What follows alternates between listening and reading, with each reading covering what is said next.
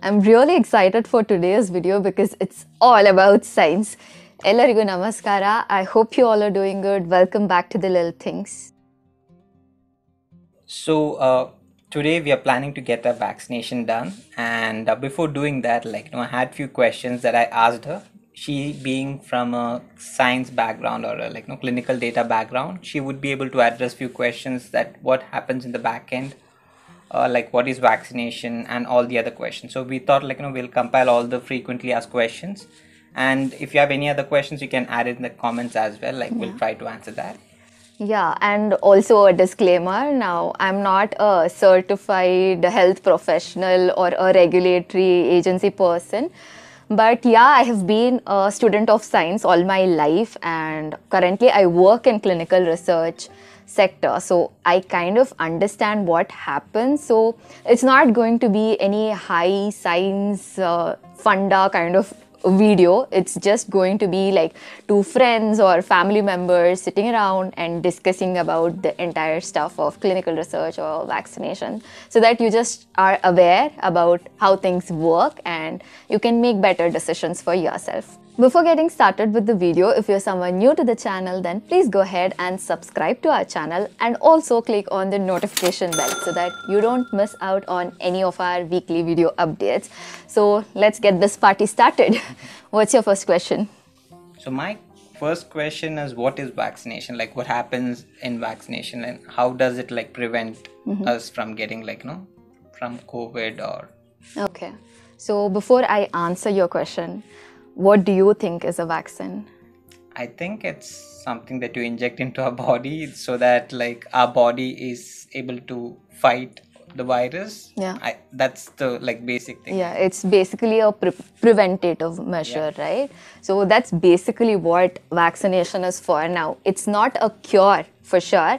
It's just to make your body be well prepared.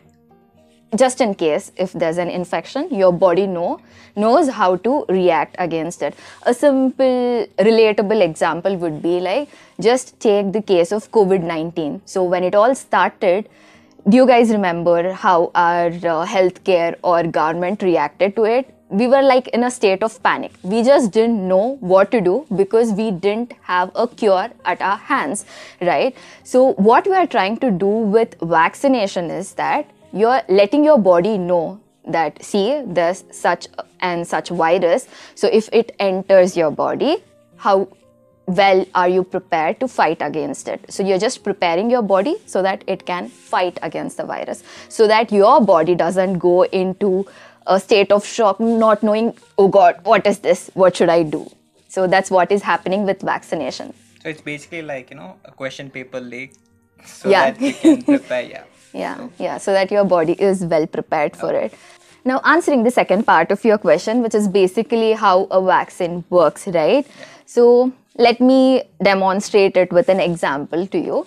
Let's say I'm the coronavirus COVID-19. Okay. Okay, I don't want to be, but still, for the sake of explaining it to you. Now, somehow you have been very careless. You're not wearing your mask correctly or not sanitizing. Somehow I have got a free pass to get inside your body, and I'm gonna infect you right now, okay? That's what is gonna happen. So a virus or anything has certain features, right? So I'm a virus who, let's say I have spike proteins, okay? This is my spike protein. I look something like this. So the role of this is basically I need to get attached to you so that I can infect you. Okay. Can you help me out? Yeah, I wanted that. So let's say you're a normal healthy cell and you look something like this. So what I'm gonna do is hey, can I get you infected? So I just come and attach to you, right? So this is how I get a free entry into your cell. Okay. And then I can infect and do such stuff. Now, so what scientists actually thought of is let us target this virus by making use of one of the protein this virus make use of to infect us. So they just took this protein, isolated it. I'm not the entire virus anymore. I'm just a protein. So what they're gonna do is they're gonna inject this protein. Not exactly protein. In most of the cases, when you consider mRNA virus, so they're gonna inject this mRNA into you in the form of vaccine. Now you might ask, what is mRNA? To explain it in simple terms, mRNA is basically like a code. I give you a delivery that, see, I want this. So your body will read the code, instructions, and it will be like, okay. And the end result is a protein, which our body will synthesize. And in this case, when they are injecting mRNA, the end result is the protein or the spike protein. So by itself, it is not going to harm you or anything. It is not the coronavirus. It's just a small part of it. Okay. So you're not going to get infected by coronavirus. Okay, it's not at all like that. It's just a protein, so that your body is like, hey, I don't care whether you are COVID-19 or you're just a protein. You're still foreign and we do not welcome visitors here. So you need to get rid of it, right, as soon as possible. So they start fighting with your virus and basically all the things happen. Like racist? No, they just don't want outsiders to enter your body just to keep you safe. Okay. So basically, yeah, that's what happens when you get vaccinated. And as a result of this, I don't know, you might have heard of memory cells, which remembers that this person had come inside my body and I know how to fight this person. So by vaccinating, you are just increasing your chances of fighting this virus. So that usually if it's a normal infection, it takes some time for your body to, recognize this and start fighting. But in case of vaccination, your body already knows what it's supposed to do and it's going to help you out. Okay? Yeah, so that answers your question? That's pretty clear, yeah. Okay. What's your next question then? So now you said that you inject this and this is basically going to prevent me from getting COVID or better chance of me fighting that COVID. Then why do we need two different doses? Yeah. Okay. So basically, to understand all this now, I think people should be aware of what exactly happens when a drug comes into market and you start using it. Like, what is the journey of that drug? Like, do you have an idea like how a drug like paracetamol comes into market and how is it happening? I don't know the exact procedure, but I do think there should be some research and development that's happening in the background. But how exactly they do it, I have no idea. Okay. So basically, I started my career in preclinical research field. Okay. So basically, it's a setup wherein scientists have come up with some unique drug which they think will help us combating something, a disease or disorder, whatever it is. So now they have to test whether it actually works or not, right? So what they do is they conduct preclinical research. Now this can be in a lab setting where they use some cells or something and they can make use of animal models like rat, etc. So basically the agenda is gather as much information as you can to prove that two things here. One is this drug is safe. It's not gonna affect you or produce some harmful effects, which is like very bad to you.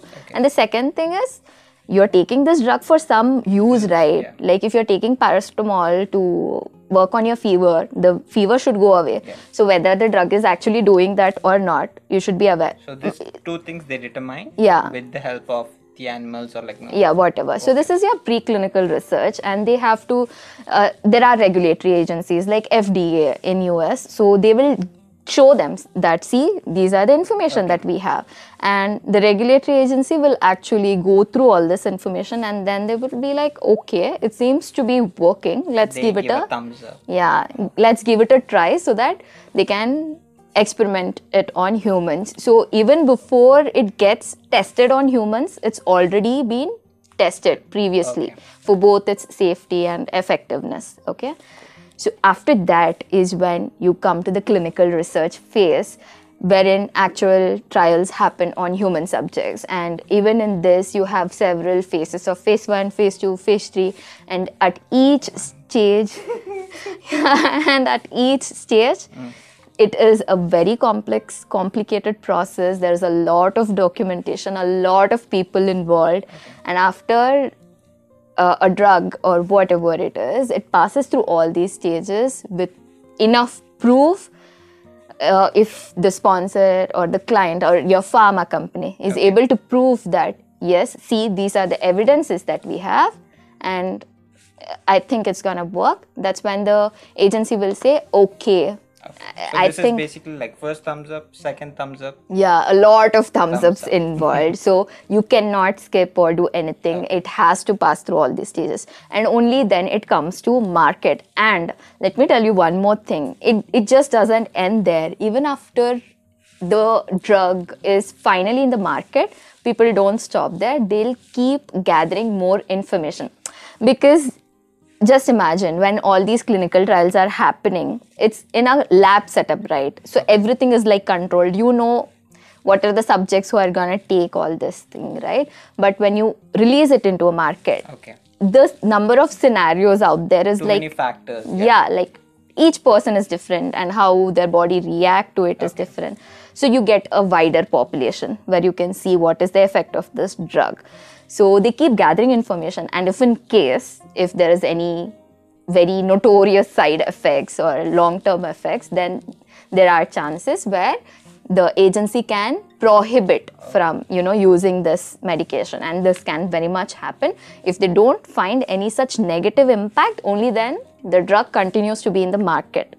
Yeah, this makes sense. Yeah, so this is the gist of how you get a drug. Okay, so coming back to your question, what was your question again? Why 2 doses, right? Yeah. So during this research, you will get to know, like, there are multiple scenarios that they work on, like whether single dose is working, whether 2 doses is working.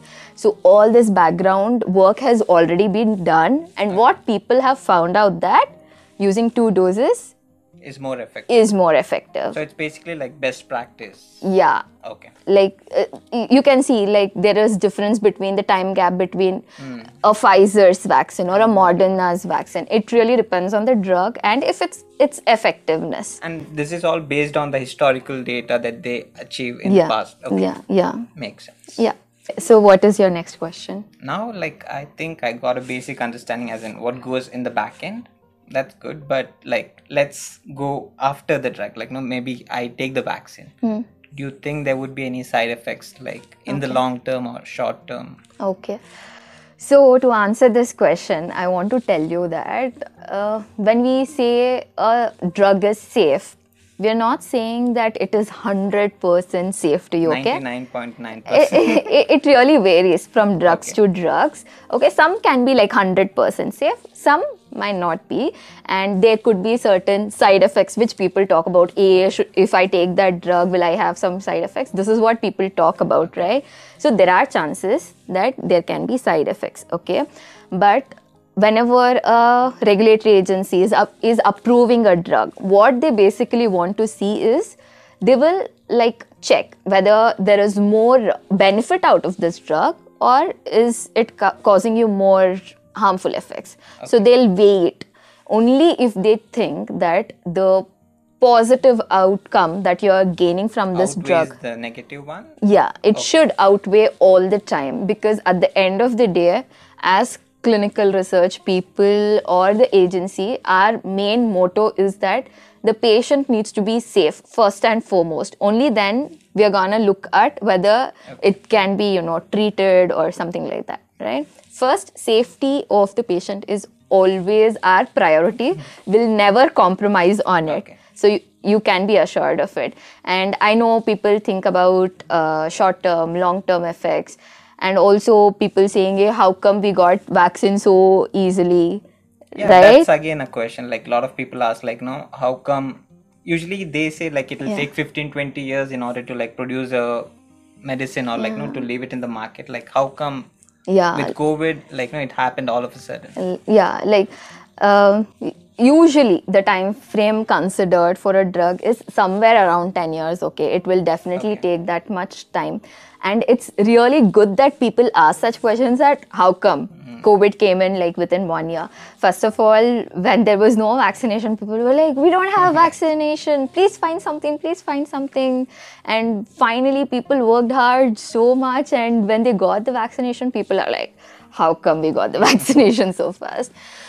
But yeah, as I explained it to you before, there are various phases in a clinical trial, right? And of course, it's gonna take a lot of time. But just consider the scenario we are in right now, wherein people are literally dying due to COVID. And can you even imagine the emergency state that we were all in to just get some ray of hope in the form of vaccination or a cure to this? So when the stakes are so high, everyone involved in this process, they're like dedicated to get this done. So I'll just give you an example. Let's say I have some work which involves me to complete it within 10 days of time. Let's say I'm working on a study for a given drug, okay? So if it's taking 10 days time, because it's so important, what if they add in 10 people to the study? So the work that I can do in 10 days, happens in one day. it just happens in one day, right? So they have just made use of all possible resources, and everyone, right from the sponsors to people at hospitals where the trials were conducted, or the agency, everyone involved knows how important it is. So they're dedicated to come up with a solution as soon as possible. So without skipping any of the phases that I just told you about, everything was followed as we would do for any other regular medicine. They did everything. Only after that they came out with these vaccinations. But yes, because the processes were like conducted at such a quicker pace, we got it so fast. So it's That's the only it was thing. prioritized. It was just prioritized, and that's why such short frame of time. Yeah. So now, speaking about the short-term and long-term effects. So whenever you take any vaccine or you get infected, a small cold or flu, you will get certain symptoms, right? It is just a natural way how your body is fighting against a foreign body. It's as simple as that. So if you get slight fever, or there's a soreness or joint pains, these are all something that we are expecting it to happen. Like it's not like everyone will experience it. Some people will experience it. Yeah, it's possible or not possible. It's like that. Now, short-term effects is that, and it's very much manageable. Now, speaking of long-term effects, now remember I told you, once the drug is in the market, we have phase 4. That's when we actually study about the long-term effects of the drug, right? We have COVID for like 2 years now. Yeah, less than 2 years. Yeah, 2 years now. So we are not gods here, right? Like nobody can predict what is going to happen in the future. So you just have to wait it out to see. But what makes you more comfortable to take a vaccine maybe would be the fact that what they're injecting inside your body, it's a biomolecule at the end of the day. So like any other thing, it has a shelf life. It's not going to stay in your body for like years to come. It has a short life span, and your body is going to work against it, and it's going to get destroyed. Okay? So it's not going to stay in your body forever. It's not like a chemical compound. At the end of the day, everything is chemical. But let's say a plant against plastic, there's a difference, right? So you can eat plant but not plastic. Degradable and not. Yeah, like that. So you need not worry that there is some mysterious chemical compound that is going to stay in my body and affect me. That's not going to happen. So I think that shouldn't be a problem then. Yeah. My next question is like, how long are we immune to this COVID with the existing vaccine that I'm taking? Okay, so with the current data that we have, they are looking at somewhere around like 6-8 months to 1 year's time. Okay. Because the vaccine is comparatively new, we need more evidence out of it to see for how long it is going to be, effective. That's why we have 2 doses, wherein we think that it increases the effectiveness. There are certain vaccines which require single dose and some 2 doses. So for sure, vaccine is not a long-term, help for us. It's just to, get that control over COVID so that we stop having these second waves, third waves, so that we can bring down the numbers, and meanwhile we get that buffer time to actually come up with a cure for this, right? Yeah, that makes sense. Like now it makes like even more sense to like get vaccine like all together so that Yeah. like government can work or the Yeah. medical staff can work Yeah. and like get the cure. Yes, exactly. We have to somehow bring down that burden that we are like putting on the healthcare and government, everyone, right? And at the end of the day, it's affecting everyone, like even the small shops or like every person Everyone is like affected in different degrees. levels. But yeah.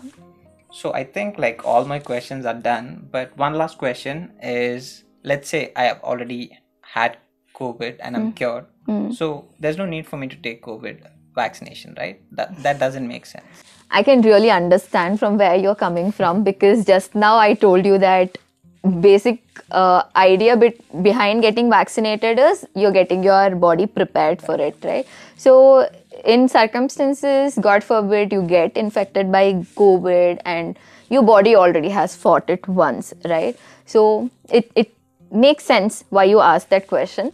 But the thing is, there are also chances of you getting infected again, right? Let's say you got infected and you had to suffer through all those things. Your body is already weak, right? So do you want to take a chance and wait for the second infection, or this time around say Be that prepared. yeah, be prepared and tell that I'm going to fight it out, right? So that's what we're trying to do. We are just giving a better chance for you to fight against it. Okay. That's the only difference between, naturally getting immunized and, to be honest, let me share it with you. Like, I was someone who used to, pop in medicine every once in a while. Like, small headache, small fever, I would take up a Dolo. I was that kind of person. But almost 1.5 years now that I have stopped taking medicines, because I really want to enhance my natural immunity. That's the reason. And that's the reason, one of the reason why I have delayed taking vaccination for so far, thinking maybe I should give my body a chance. But you'll also have to think about the bigger picture. Like, it's been more than like 1 year, guys, almost 2 years. Our healthcare professionals are like fighting in and day out to, fight against this. And I don't want to be another burden to those people wherein I'm like, I wanted to fight in the natural way. Now I have COVID, please treat me. I don't want to add to a Basically burden. delaying the process. Yeah. So vaccination kind of helps in bettering this situation. So that's one of the reasons why I decided to take vaccination. Okay. So Rajesh, did all these questioning and answering kind of made sense to you and gave you a better picture about what exactly happens with all these clinical trials and vaccination? Are you comfortable with it now? Yeah, like this makes complete sense. Like, what happens before and what happens after. Yeah. I think I'm ready. And like, there are few questions. Like, it might sound stupid, but like, people asking, can I have non-veg or can I booze after COVID?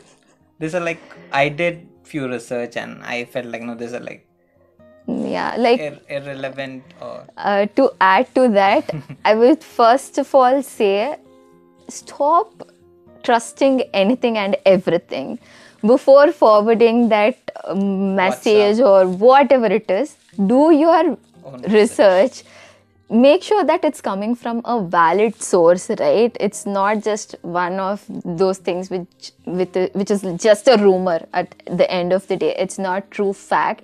So one of the most silliest and stupidest things that I have heard, the myths that I've heard so far, is women who are on their periods or like 5 days before or after their periods, they shouldn't be getting vaccinated because somehow their immunity gets compromised. And I'm like, okay, when I first saw it, my friends sharing these things, like people talking about this ridiculous stuff, I was like, oh God, why? And then just few weeks back, even people here, they're not immune for such rumors. one thing I would like to address is, like, we are all new to this and like there are a lot of information circulating around and people tend to believe certain things, but all I can say is do your own research. Nothing is like stupid, like as they say, like no question is like stupid. Like, Yeah. It's good to have questions, but make sure that it has some valid points to it. Yeah, make sure from where you're getting the reasons or solution out from is a valid source. Like, instead of being a Google doctor, try to talk to your own professional doctor and seek advice from professionals, not Google or WhatsApp universities, right? So do that. And when it comes to period, I definitely want to say that each one of our body is different. Maybe I'm someone who can, breeze through my periods. I don't have anything bothering me. I know of people who literally suffer through their periods. They have back pains, stomach cramps, knee pain, and whatnot. And it's not at all a good experience for them. So in those cases, maybe you can then consider whether you want to take a vaccine which might have a side effect. It's not proven that everyone will have a side effect, but in case you get a fever or something, maybe you don't want to burden your body more during that time. But if you're someone who is like all chilled out and you're like, it's like any other day in my life, and you do every stuff that you do on any other day, then getting vaccinated is normal. Like, your immunity is not gonna get compromised, or you're not gonna suffer just because you're on your period. So talk about it, guys, and don't make it a taboo or something. And it's perfectly safe for women on their periods to get vaccinated. I mean, it makes me more angrier just because, let's say 50% of our population is women, and if they're not allowed to get vaccinated because of these stupid rumors, it's just burdening us up more and, derailing the entire process of this vaccination drive, and we shouldn't let that happen. So don't fall for the myths. There are a lot of them out there. So do your research and go get vaccinated. Of course, nobody is imposing it on you, but it's your own choice. It's just what you can do from your end to make this situation better. Just like, voting, every vote counts just a way. Like, even you getting vaccination might, like, this could be like over in like, much lesser period rather than like 1 year, 2 years. We don't know like how longer this is gonna be. So let's get it done. Let's just do our part. Yeah. Okay. So we really hope that this video was informative to you to understand like what exactly happens with clinical trials or vaccination, so that you make your decisions accordingly. And today is our vaccination day. In a couple of hours, we are going to get vaccinated. Maybe I'll create another video to show you the entire process, or if at all, if we get any side effects, what were they, I'll share them with you. And also, just to, I don't know, it just happened very coincidentally, I think. It also happens to be that time of the month to me as well. So I'll be like the test subject for you all, guys. If at all, if something happens to me, you'll get to know. So if nothing happens, then rest assured, you can go and get your vaccination. That's the yeah. So I think like including me and everyone who's watching this video have like got a basic understanding as in what happens, and she has tried to answer my questions. So if you have any questions, you can try to like comment, and we'll try to like research and do our part. Let's see. Yeah. And that's about it. If you do like the video, please do like, share, and also comment. And subscribe to the channel. And the bell notification, do everything. Whatever button that you see around, like click around. Yeah. I guess that's it for the day, guys, and I hope to see you all soon in my next video. I wish for all of us to be blessed with abundant love, peace, and happiness. Take care, and do remember, life's all about the little things.